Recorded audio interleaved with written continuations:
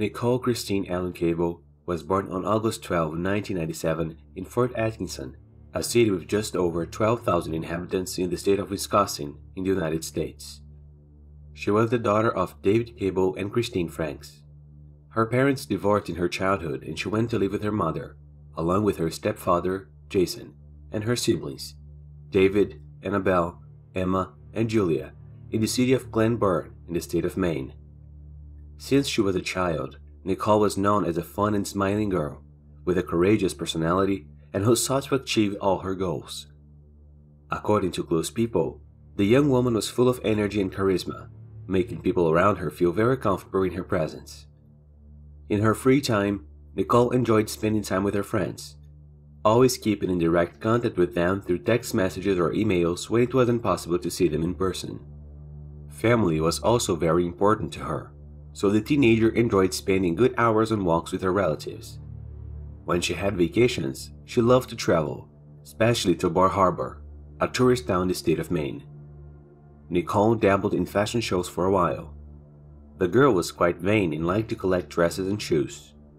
She attended Old Town High School and was part of the cheerleaders, even participating in several events that brought together other high schools in the area. It is said that the young woman made easy friends, having friends all over the city and being considered a very popular person. One of those friends was a guy named Brian Butterfield, who she met through the social media Facebook. Nichole and Brian used to communicate a lot over the internet, but had never met in person. The boy used to praise her, saying she was very pretty and nice. After a few months of talking with Nichole, Brian decided to ask her out. He told her that it would be just a meeting between friends and that he really wanted to meet her in person. At first, Nichole denied it, saying it was best they talked longer to learn more about each other. Brian didn't take no for an answer. He said he wanted to see her in person soon, claiming he might be moving far away and would miss the opportunity to meet her in person. Nichole then accepted the invitation and they arranged to meet. On May 12, 2013, Nichole left to meet Brian. The boy asked the girl to meet him on a road near her house. That was the last time Nichole Cable was seen alive. On the morning of May 13th, upon realizing that her daughter had still not returned, her mother, Christine, went to the police to report her disappearance. She said she had last seen Nichole the day before, when she said she was meeting a Facebook friend, but she didn't know who it was. After the announcement of the disappearance, dozens of police with the help of helicopters and sniffer dogs spent several days looking for Nichole. In addition to them, hundreds of volunteers mobilized in the searches. Nichole's mother, stepfather, and siblings were actively involved in the search, doing their best to find the girl. The searches went on day and night, as everyone was committed to getting Nichole home as quickly as possible. Posters with the teenager's photo and important information were posted throughout the city. In the description, in addition to the contact number, it was also written that when Nichole disappeared, she was wearing jeans and a pink sweatshirt. During the searches, the family created a Facebook page asking for help to take their daughter back home. In it, the mother begged whoever was with her daughter to leave her at a gas station or park so they could go and rescue the girl. In the post, Christine said she didn't care who the alleged attacker was or who could get away with it, but only with her daughter's life. Some people who followed the girl's disappearance believed that she had run away with a friend she met on Facebook. However, the family said that she would never do such a thing, and so they believed she was being held by someone. The police even questioned several people who knew Nichole. They spoke to the girl's family, neighbors, friends, and classmates. On May 14th, the police became aware of Brian Butterfield, the boy who arranged to meet Nichole through Facebook the day she disappeared. The police learned about Brian after friends of Nichole told them that the girl met the boy on the internet and arranged to meet with him. Brian was called by detectives to give a statement, and that's when a surprise came. The Facebook account that talked with Nichole and arranged the meeting with her didn't belong to him. Whoever was responsible for the account had created a fake Brian identity, and all this time, Nichole had been talking to someone who wasn't who he claimed to be. The real Brian was very surprised by all this, and after proving to the police that in fact he was not the owner of the account, he was released. On May 20, 2013, a Monday, A body was found in a wooded area around 9:30 p.m. by an agent who was searching the forest with the help of a dog. A search party was mobilized to the area and the body was confirmed to be Nichole Cable's. There was no clothing and also no visible injuries on the girl. Forensic analysis found that there were signs of suffocation and forced intercourse. Skin was also found under the girl's fingernails, which were removed and taken for DNA analysis. Her exact location was not disclosed, but it is estimated that she was about 30 kilometers from her home. In addition to Nichole's body, the police also found a blue hat, a sock, and black sneakers nearby that didn't belong to the girl but to a man. The police collected these items and also took them for DNA analysis. In an interview after the findings, Sheriff Glenn Ross, who was in charge of the searches, said the case initially started as a missing person, with high hopes that she would be found alive. Unfortunately, it ended up becoming an investigation of much more serious crime, frustrating the expectations of the police officers involved. The news of what had actually happened to young Nichole Cable dropped like a bombshell on the family and quickly spread throughout the city. The girl's funeral attracted a large number of people, about 300 who went to the church where the body was laid to rest. The burial took place privately, only for close family members. In an interview, Christine, Nichole's mother, blamed social media for what happened to her daughter, saying that if it weren't for the network, the criminal wouldn't have been able to trick her into that meeting. She avoided giving more details about the case, but confirmed that they met through Facebook. Christine also urged parents to be aware of their children's online activities, both for possible victims and for being possible criminals. According to her, if that's enough to save someone else's child, it would be worth it. During investigations, detectives decided to trace the IP address of where Brian Butterfield's fake account was accessed.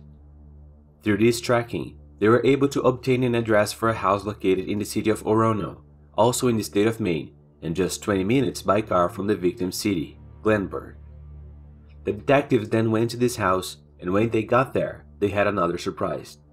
The home belonged to the parents of a 20-year-old named Kyle Dube, who also lived there, along with his brother Justin. Kyle was Nichole's colleague.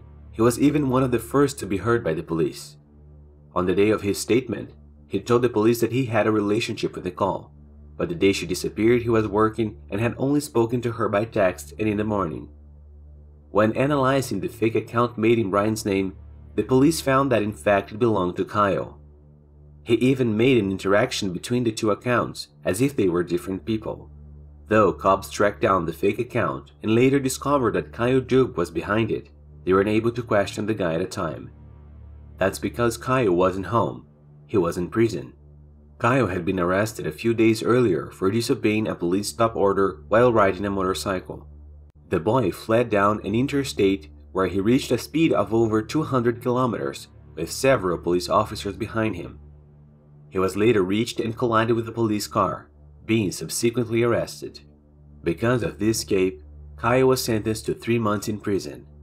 In addition to being arrested for running away from the police, he also had other problems with the law when he was younger.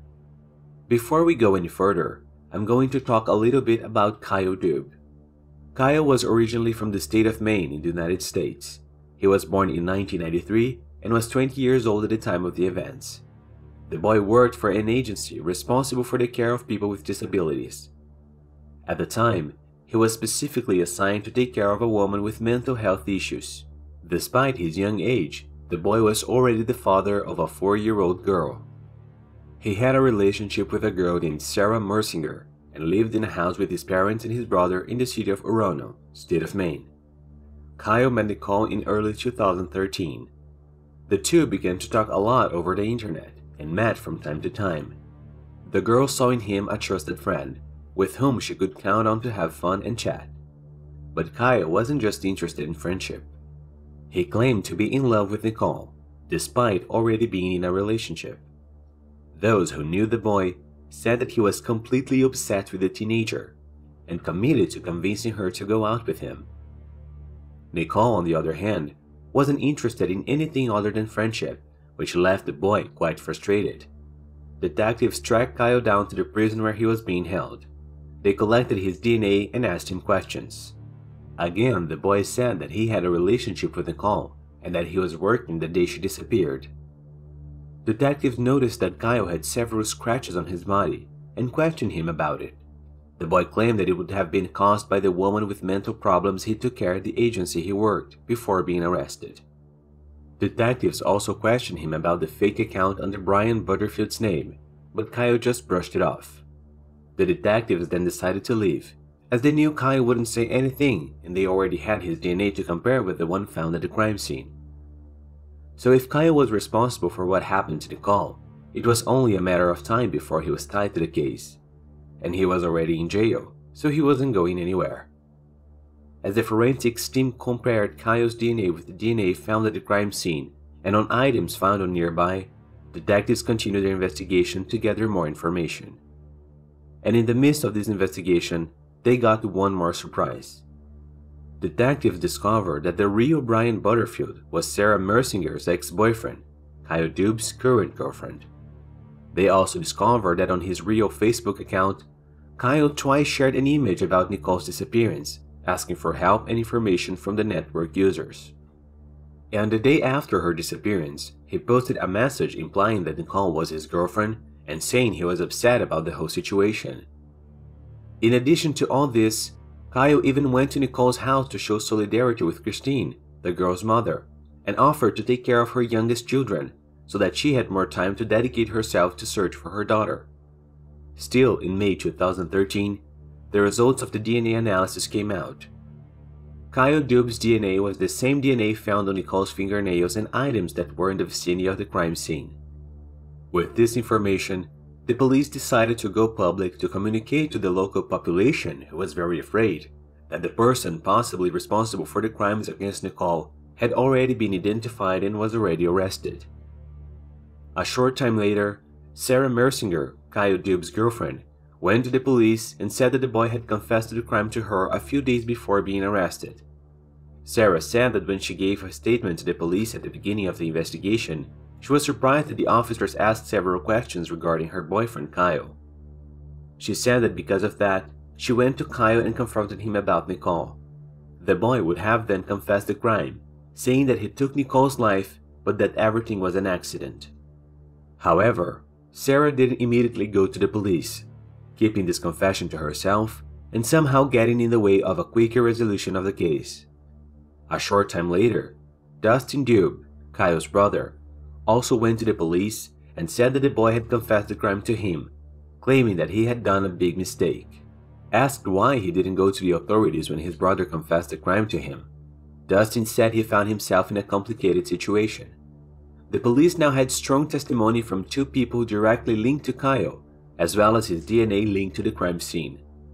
Everything indicated that Caio Dube was responsible for what happened to Nichole Cable, but it remained to be seen why.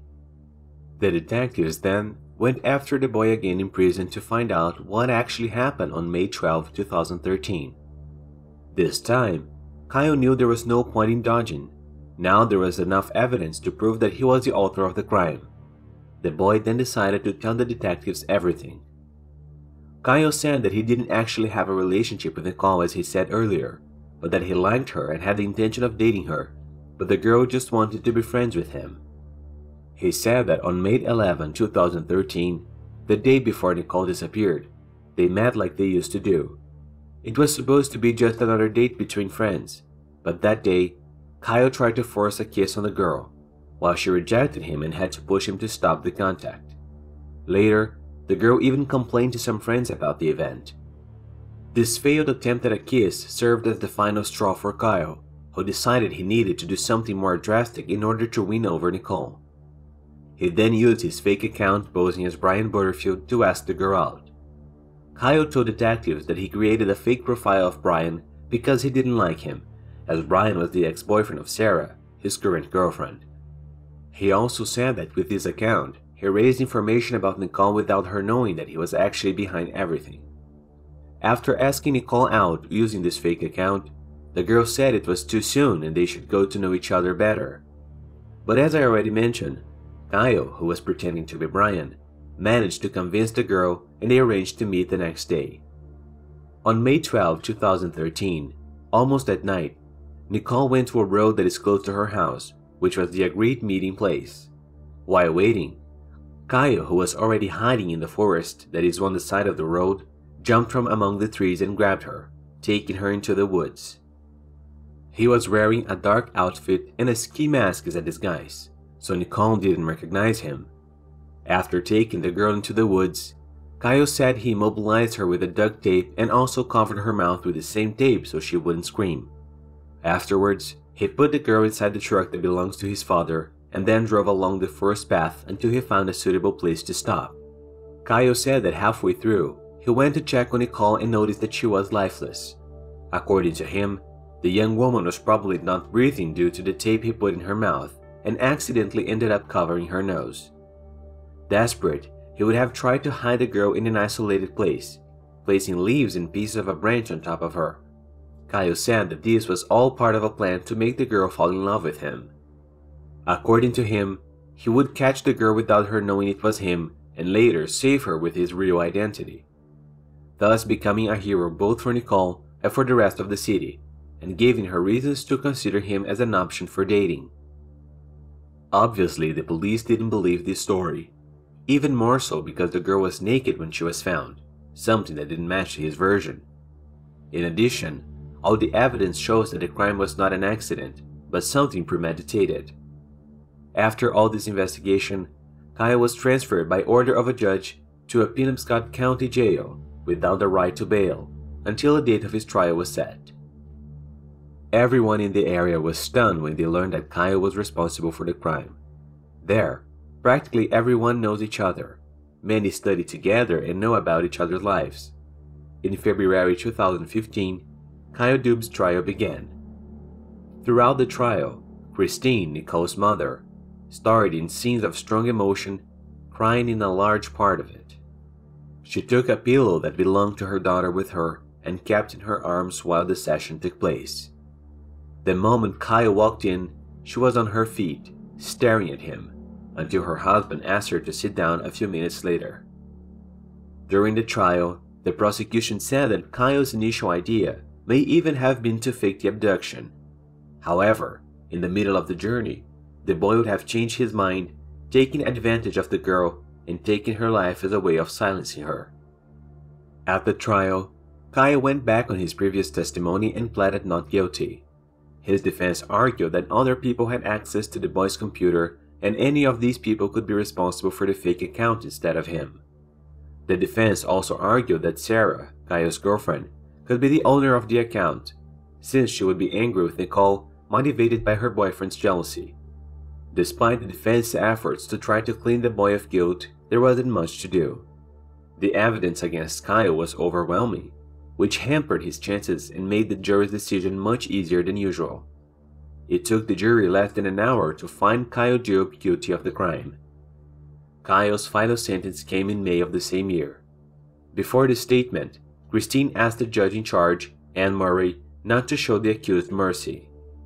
In her speech, she said, very moved, that her daughter had several dreams, such as getting her driver's license, celebrating her 16th birthday, in addition to getting married and having children. She asked the judge not to give the young man the opportunity to commit this with someone else. The judge also gave the accused the opportunity to confess and apologize for his crime before announcing the sentence, but he refused. She then read out the sentence, which sentenced Caio to 90 years in prison. The young man was also required to pay for the cost of Nichole's funeral. After the trial, Nichole's mother declared that the boy had taken a wonderful person and dumped them like a piece of trash. She told him she would feel bad about it and showed her outrage at Caio's lack of remorse. She also said that she could imagine the fear her daughter must have felt that night and that she was sure that she had fought with everything she had to survive. In interviews, Christine even asked Caio to confess what he did, instead of making excuses for the crime. She asked the young man to assume responsibility for his act, and to at least tell her what her daughter's last words were. Caio's defense made few statements to the press after the trial, saying only that they would appeal the sentence. The case had a lot of repercussions in the region and served as a warning to Nichole's school friends and other teenagers about the dangers of using social media. Some even deactivated their social media accounts, while others carried out virtual awareness campaigns about their use. The outcome of the case also raised a huge debate about how certain predators find it easy to get victims through social media.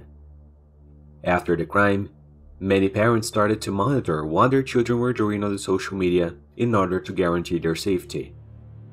Several physical and virtual memorials were created to honor Nichole Cable and to protest crimes involving the internet. Kyle Dube is currently incarcerated at Maine State Prison in Warren. Alright folks, that's it for today. Thanks for watching until the end, best wishes, and I see you next time.